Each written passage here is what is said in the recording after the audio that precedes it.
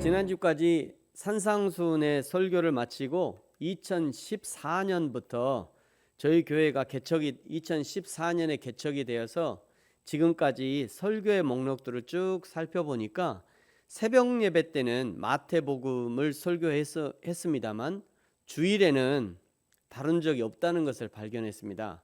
그래서 주일에는 딱 2번 마태복음을 설교했더라고요. 처음 2014년에 4장에서 6장, 그리고 지난 1월에 5장에서 8장까지 이렇게 설교한 것을 발견하게 됐습니다. 그래서 지난주에 이어서 계속해서 마태복음의 말씀을 살펴보도록 하겠습니다.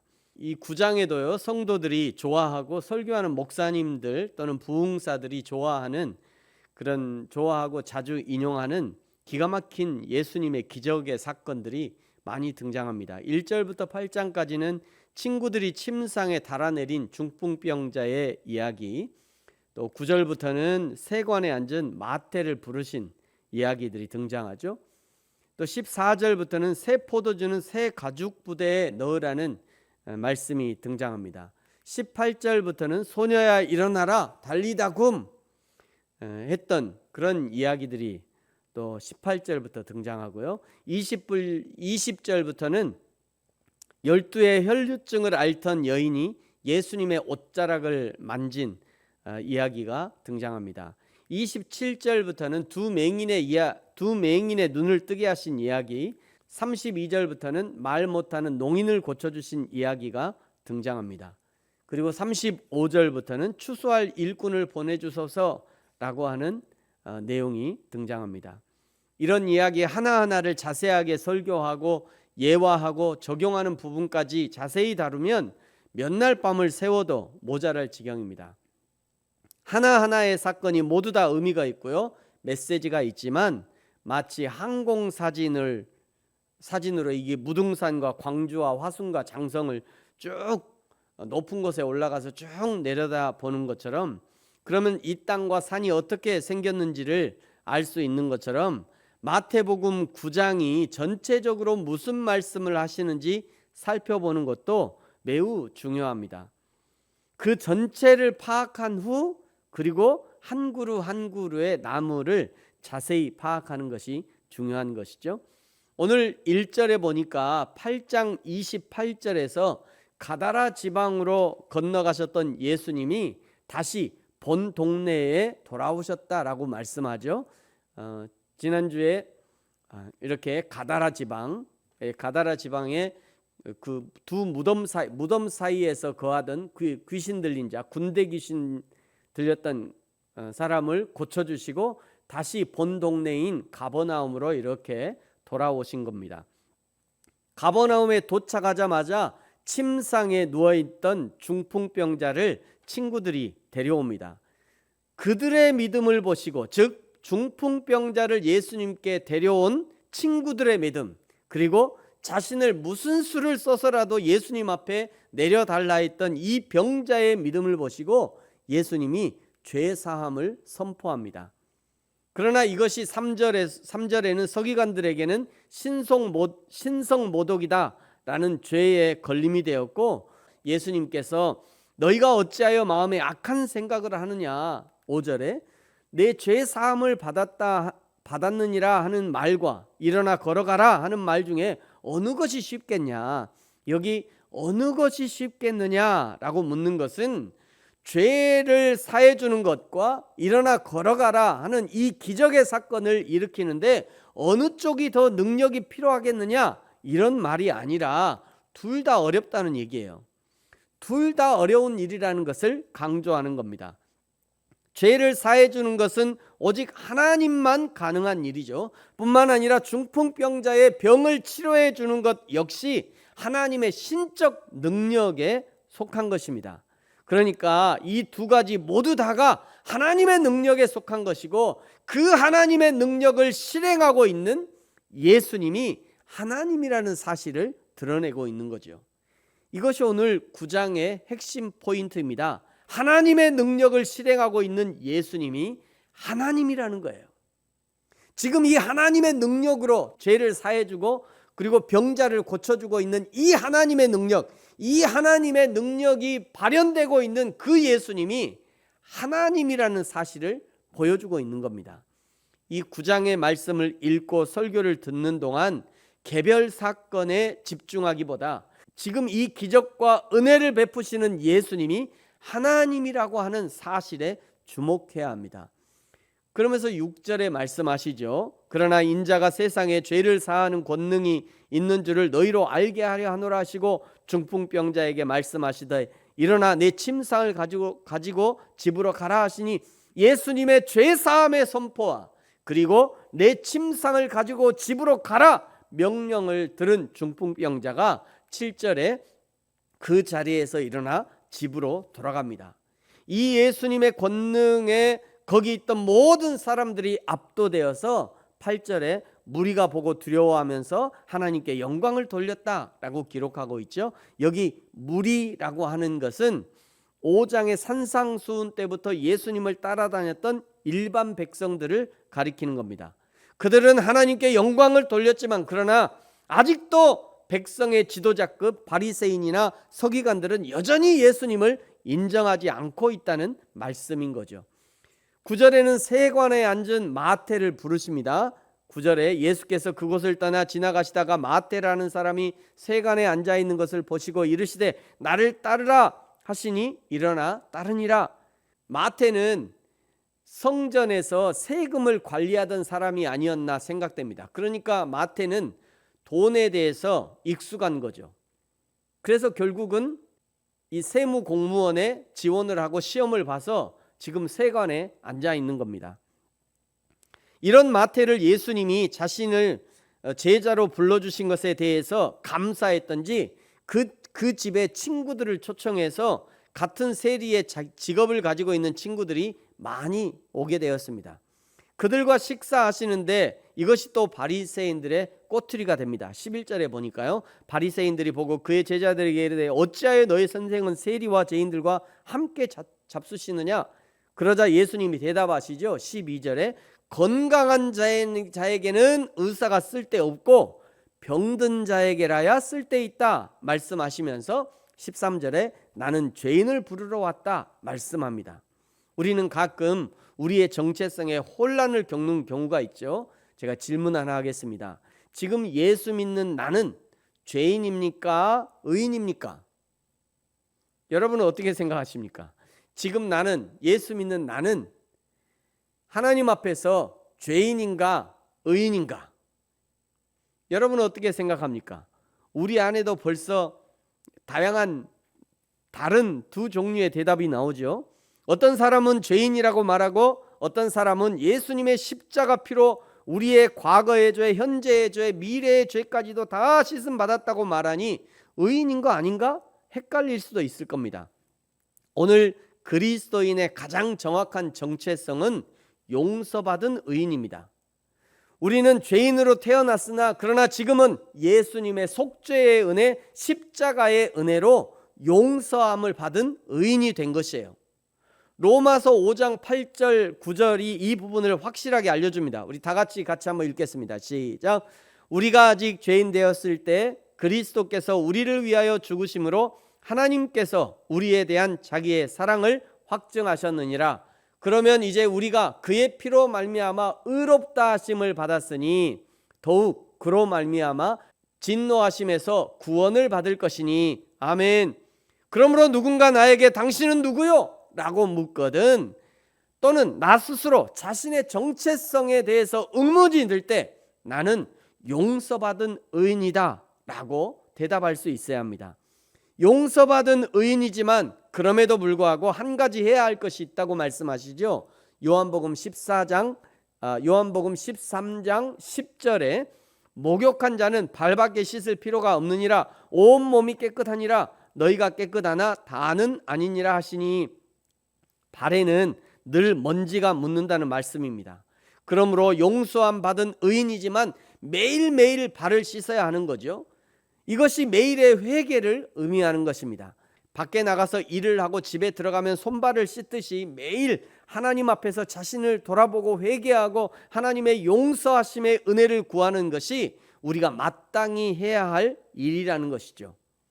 14절과 15절은요 금식에 대해서 묻는 세례 요한의 제자들과의 대화가 등장합니다. 14절에 우리와 바리새인들은 금식하는데 어찌하여 당신의 제자들은 금식하지 아니하나이까? 세례 요한의 제자들은 유대교의 전통에 따라 자주 금식을 실시했습니다. 그러나 예수님의 제자들은 금식하지 않은 것을 보면서 왜 그러냐고 묻는 거죠.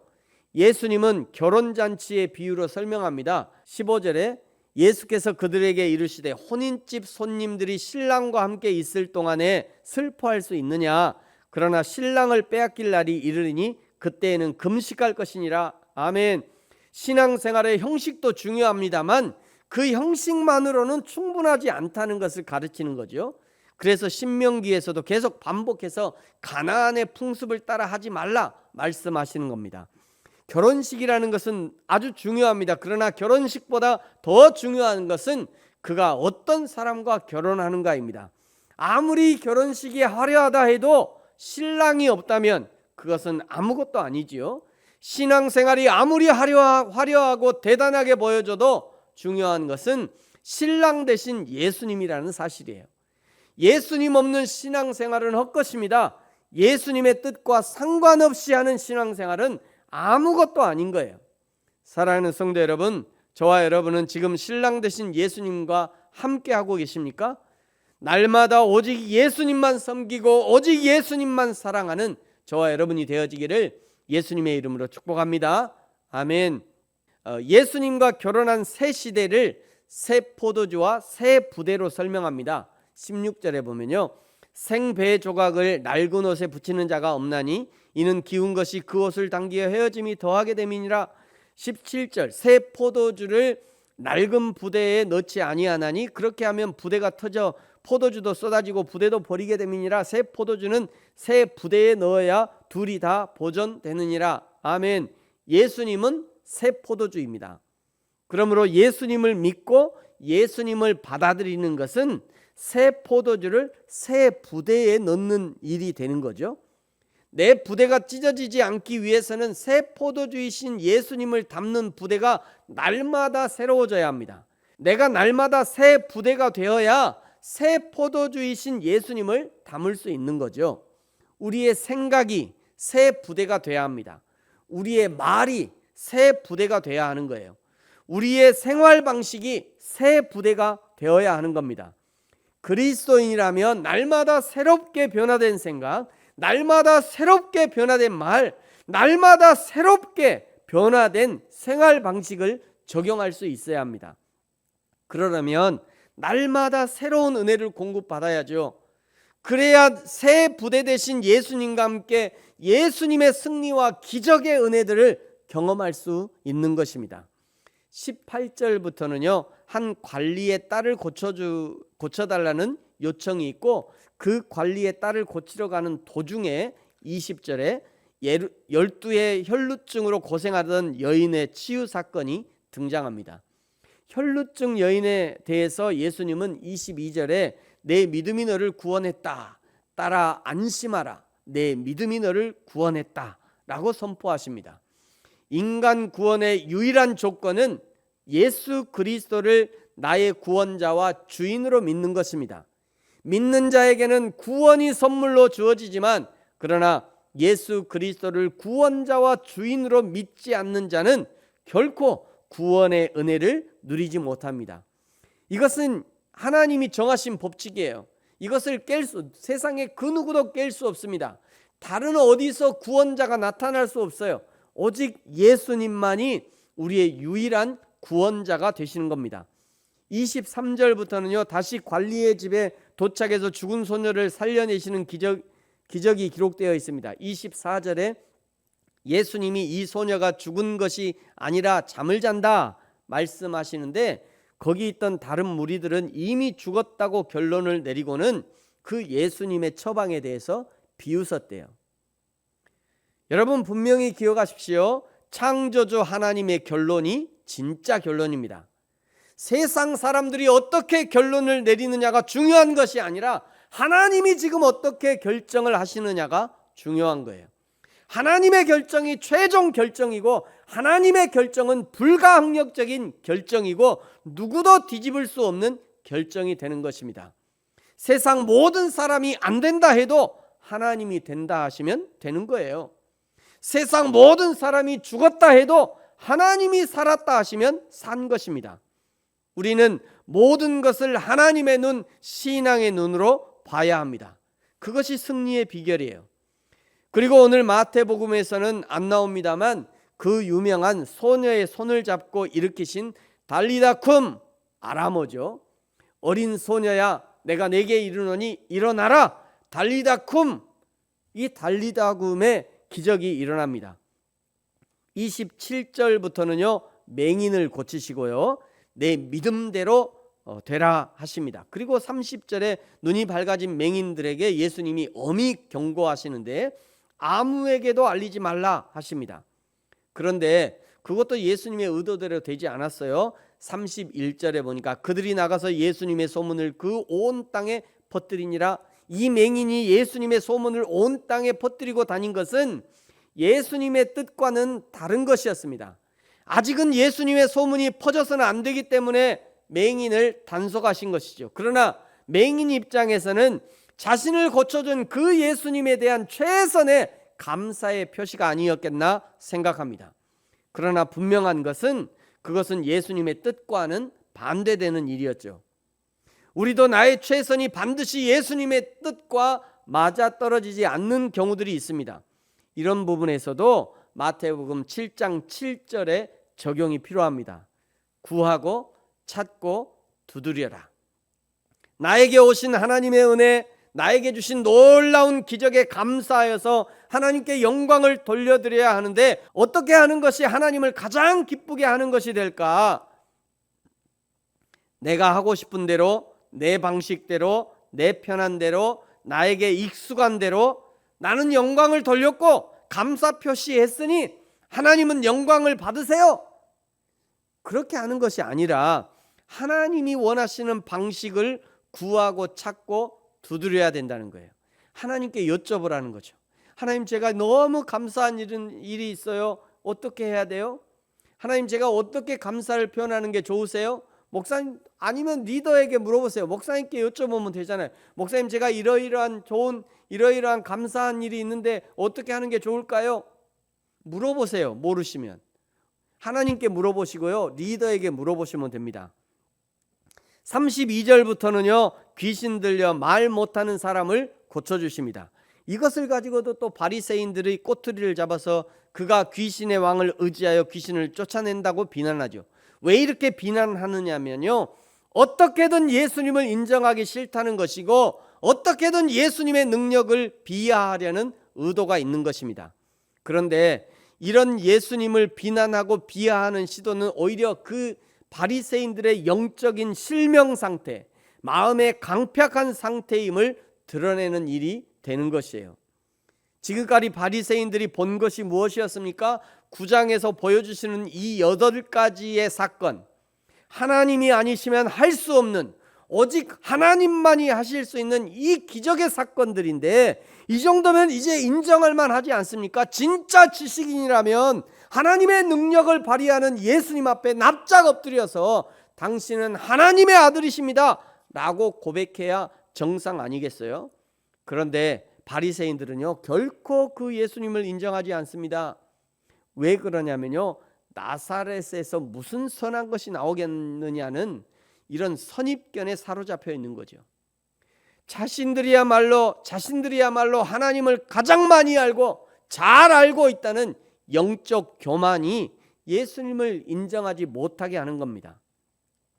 오늘을 사는 우리도 마찬가지예요. 하나님 앞에서 선입견에 사로잡혀 있으면 결코 하나님의 은혜를 누리지 못하고 주시는 은혜를 받지 못할 것입니다. 나사렛에서 무슨 선한 것이 나오겠나? 이런 작은 교회에서 무슨 선한 것이 나오겠나?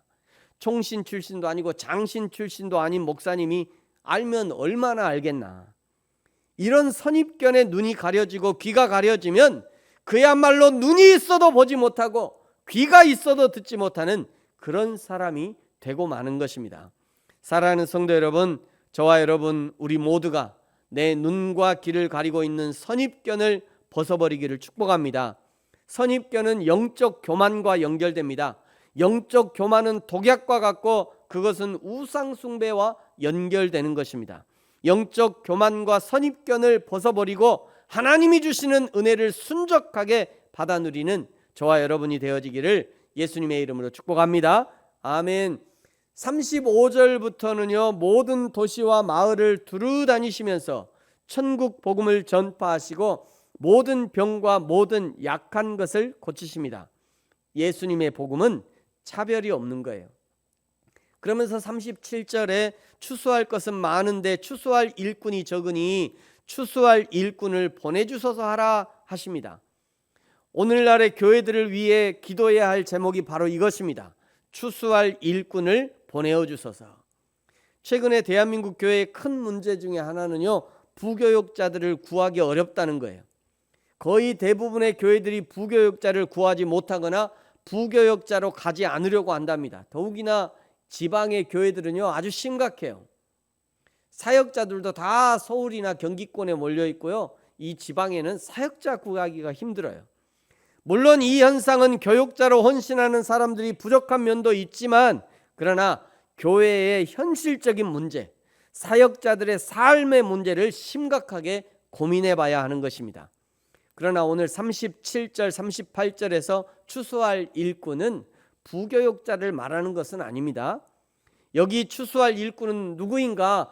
예수님의 심장으로 예수님의 일을 할 사람, 천하보다 귀하다 하신 한 영혼을 하나님의 마음으로 섬길 사람, 교회가 하나님의 몸인 것을 인정하고 그 예수님의 몸인 교회를 위해서 봉사할 사람, 복음 외에 그 어떤 것도 구원을 줄 수 없다는 것을 알고 부지런히 생명의 복음을 전할 사람, 그 사람을 구하라는 것이고 그 사람을 보내주시라고 하나님께 구하라는 거예요.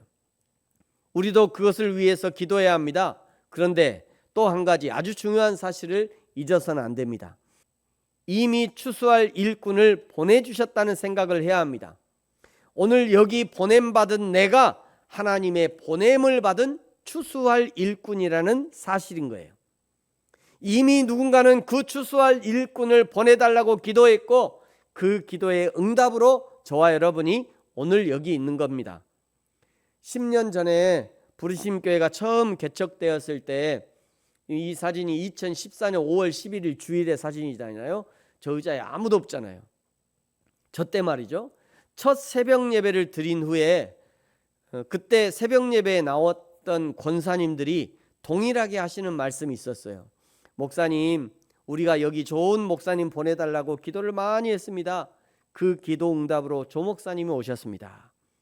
제가 이런 얘기를 그때 많이 들었습니다. 여러분 분명히 기억하시기 바랍니다. 누군가의 기도의 응답으로, 그리고 하나님의 사명으로 저와 여러분이 오늘 여기 이 교회에 있는 것입니다. 그리스도 안에서 우연은 없어요. 오직 사명이 있을 뿐입니다. 저와 여러분이 하나님이 보내신 사명의 현장에서 예수 그리스도가 하나님이라는 사실을 인정하고 증거하면서 추수할 일꾼의 사명을 성실하게 감당할 수 있기를 예수님의 이름으로 축복합니다. 아멘. 기도하겠습니다.